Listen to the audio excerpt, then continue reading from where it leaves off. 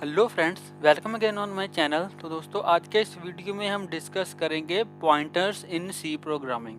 तो पॉइंटर्स एक बहुत ही इम्पॉर्टेंट टॉपिक है सी प्रोग्रामिंग के अंदर। तो चलिए इसको देखते हैं और बिल्कुल ही ट्राई करूंगा मैं कि बिल्कुल ही सिंपल लैंग्वेज में आपको मैं समझाने की कोशिश करूंगा कि व्हाट इज़ पॉइंटर्स एंड इनका काम क्या होता है। तो हम बिल्कुल बेसिक से स्टार्ट करते हैं। ठीक है, तो लेट्स से हम क्या करते हैं सी प्रोग्रामिंग के अंदर। लेट्स से अगर हम कोई वेरिएबल डिफाइन करें, ठीक है, लेट्स से हमने एक वेरिएबल बनाया। तो वेरिएबल एक क्या होता है, मैंने आपको बताया था कि वेरिएबल एक तरीके से एक कंटेनर होता है जिसके अंदर हम कुछ वैल्यू स्टोर कर सकते हैं। ठीक है, अब लेट्स से मैंने एक वेरिएबल लिया और इसके अंदर कुछ वैल्यू असाइन कर दी। लेट्स से मैंने यहाँ इसके अंदर 3 असाइन कर दिया। ठीक है, तो ये जो कंटेनर है ये क्या है, एक तरीके से स्पेस है मेमोरी के अंदर। ठीक है, मेमोरी के अंदर एक स्पेस है जिसके अंदर हमने कोई वैल्यू स्टोर करी है। अब लेट्स से मैंने इसका कोई नेम दे दिया, ठीक है, आई। लेट्स से मैंने वेरिएबल का नेम दे दिया आई। ठीक है, जैसे हम लिखते हैं ना, लेट्स से जैसे मैंने ऐसे लिखा इंट और यहाँ पे लिखा आई इज इक्वल टू 3। ठीक है, तो जो बैकग्राउंड में क्या होता है, एक ऐसे कंटेनर बन जाता है जिसके अंदर 3 असाइन होता है और इसका नेम हमने यहाँ पे मेमोरी लोकेशन का नेम हमने यहाँ पे क्या दे दिया, आई दे दिया। ठीक है, मतलब कि हमारी मेमोरी के अंदर एक आई नेम से कुछ स्पेस रिजर्व हो गई और उसके अंदर क्या किया, हमने 3 को स्टोर करवा दिया। ठीक है, अब इंट का मतलब क्या है कि इंटीजर, कि ये हमें बताता है, ये कंपाइलर को बताता है कि ओके हमारी मेमोरी के अंदर एक आई नेम से कुछ स्पेस है, उसके अंदर जो वैल्यू स्टोर होगी वो एक इंट टाइप की, मतलब एक इंटीजर टाइप की वैल्यू होगी। ठीक है, वो हमने यहाँ पे स्टोर कर दी। अब ये जो स्पेस है ये हमारी एक मेमोरी के अंदर है, हमारे सिस्टम की मेमोरी के अंदर है। अब इस मेमोरी का कोई एड्रेस भी होगा। ठीक है, मतलब कि कंपाइलर को कैसे पता चलेगा कि ये मेमोरी में कौन सी जगह पे, ठीक है, ये मेमोरी में कौन सी जगह पे ये स्टोर है। अब एक एग्जांपल लेते हैं। लेट्स से अगर आपके पास कोई लेटर आया, ठीक है, लेट्स से आपको किसी ने कोई लेटर पोस्ट किया। अब जैसे ही वो जो अपने जो भी बंदा वो लेटर आपको भेज रहा है, वो जैसे ही अपने नियर पोस्ट ऑफिस में उस लेटर को देगा तो उस लेटर पे आपका एड्रेस होना चाहिए, तभी वहाँ से वो लेटर आगे किसी पर्टिकुलर लोकेशन पे वो उस पोस्ट ऑफिस से वो जाएगा। अगर उस लेटर पे आपका एड्रेस ही नहीं होगा तो उनको कैसे पता चलेगा कि उस लेटर को किस एड्रेस पे सेंड करना है। अगर ऐसे ही हमारी मेमोरी में जो भी हम वैल्यू स्टोर करते हैं उस वैल्यू का कोई एड्रेस होता है। ठीक है, उस वेरिएबल का कोई एड्रेस होता है जिस एड्रेस पे वो वैल्यू स्टोर होती है। अब लेट्स से एड्रेस इसमें कुछ भी हो सकता है। ठीक है, हम लेट्स से अज्यूम कर लेते हैं 100 कि ये वाला जो हमने आई वेरिएबल डिफाइन किया है और इसके अंदर 3 को स्टोर किया है, तो मेमोरी लोकेशन पे ये 100 एड्रेस पे स्टोर है, मतलब कि इसका जो एड्रेस है वो 100 है।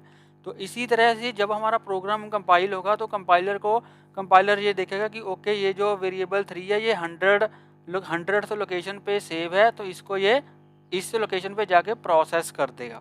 ठीक है, तो ये 100 क्या हो गया, लेट्स से इस आई वेरिएबल का एड्रेस हो गया, मतलब कि इस लोकेशन पर ये जो वेरिएबल है वो स्टोर है। ठीक है,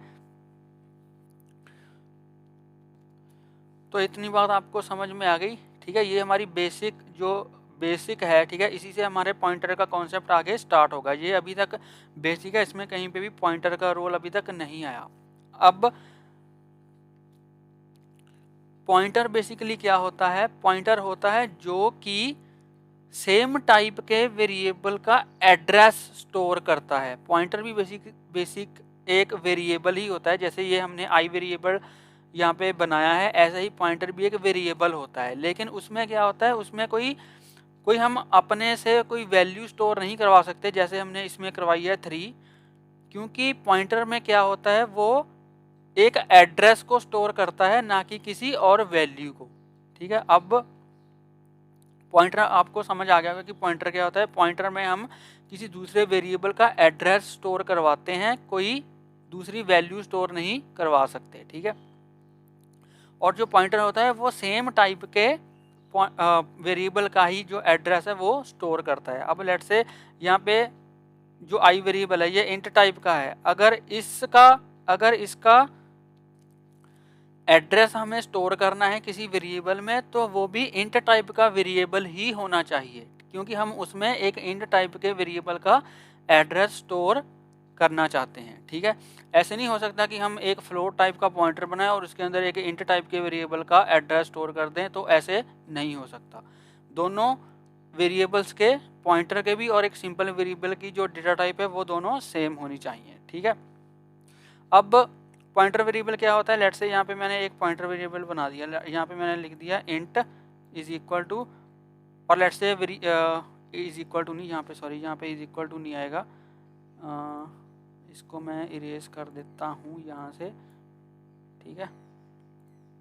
सॉरी ड्रॉ कहाँ पे गया, हाँ, तो यहाँ पे मैं लिखूँगा इंट और यहाँ पे लिख दूंगा जे, ठीक है। अब ये जे है, अब ये जो इंट आई है ये भी एक सिंपल वेरिएबल है, यहाँ पे मैंने इंट जे यहाँ पे इसको भी डिफाइन कर दिया। अब कंपाइलर को कैसे पता चलेगा कि ये एक नॉर्मल वेरिएबल है या फिर एक ये पॉइंटर वेरिएबल है। पॉइंटर वेरिएबल के आगे हम यहाँ पे हमेशा स्टार लगाते हैं, ठीक है। तो जिस भी वेरिएबल के आगे ऐसे स्टार लगा होगा वो क्या होगा, पॉइंटर वेरिएबल होगा, और कंपाइलर को पता चल जाएगा कि ओके ये एक पॉइंटर वेरिएबल है और ये किसी दूसरे वेरिएबल का एड्रेस स्टोर कर रहा है। अब इसमें हम एड्रेस कैसे स्टोर करवाएंगे, अगर मुझे जे के अंदर आई का एड्रेस स्टोर करवाना हो वो हम कैसे करवाएंगे। अब यहाँ पे लेट्स से, अब यहाँ पे मैंने जे वेरिएबल को यहाँ पे डिक्लेयर किया, तो इसको भी यहाँ पे मेमोरी में कोई लोकेशन यहाँ पे ऐसे अलॉट हो गई, ठीक है। यहाँ पे ये जे वेरिएबल है और इसका अपना भी कोई एड्रेस होगा, लेट्स से इसका एड्रेस होगा 200, क्योंकि ये भी मेमोरी के अंदर ही है तो इसका अपना भी कोई एड्रेस होगा, ये भी किसी एक पर्टिकुलर लोकेशन पे स्टोर होगा, ठीक है। अब इसके अंदर ये जो जे है ये एक पॉइंटर वेरिएबल है और इसके अंदर मुझे आई का एड्रेस स्टोर करवाना है, मतलब कि इसके अंदर मैं 100 को स्टोर करवाऊँगा। तो वो मैं कैसे करवाऊँगा, तो यहाँ पर मैं लिखूँगा जे इज इक्वल टू, ठीक है। अगर मैं यहाँ पे आई लिख दूँ तो आई में तो 3 है, आई में तो जो वैल्यू स्टोर है वो 3 है, तो हमें इसमें 3 स्टोर नहीं करवाना, हमें आई का एड्रेस स्टोर करवाना है, मतलब कि 100। तो यहाँ पे मैं ऐसे एड्रेस ऑपरेटर को यहाँ पे लिख दूंगा, ठीक है। अब यहाँ पे इसका मतलब क्या होगा कि आई का एड्रेस हम स्टोर करवा रहे हैं जे के अंदर, ठीक है।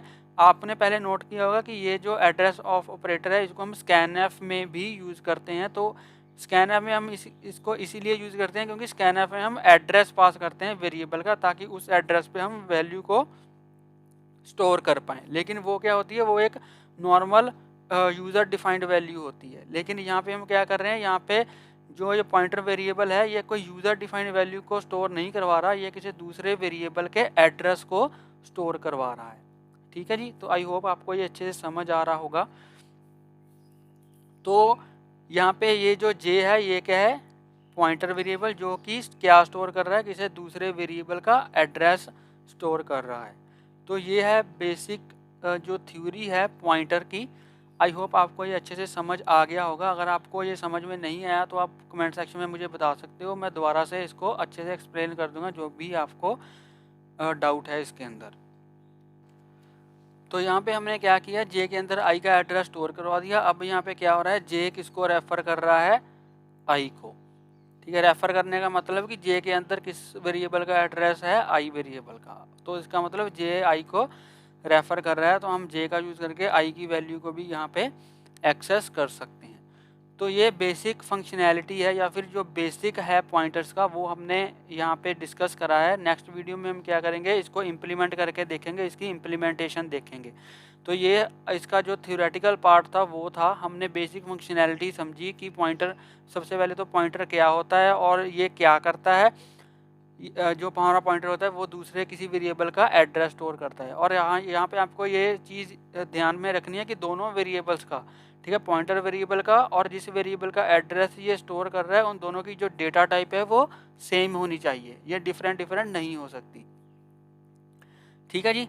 तो नेक्स्ट वीडियो में हम इसकी इम्प्लीमेंटेशन देखेंगे, इसको इम्प्लीमेंट करके देखेंगे। तो आई होप आपको ये वीडियो अच्छा लगा होगा। अगर आपको ये वीडियो अच्छा लगा हो तो प्लीज़ इस वीडियो को लाइक करें, शेयर करें और मेरे यूट्यूब चैनल को सब्सक्राइब करें। और अगर आपको इसमें कोई भी डाउट हो आप मुझे कमेंट सेक्शन में पूछ सकते हो।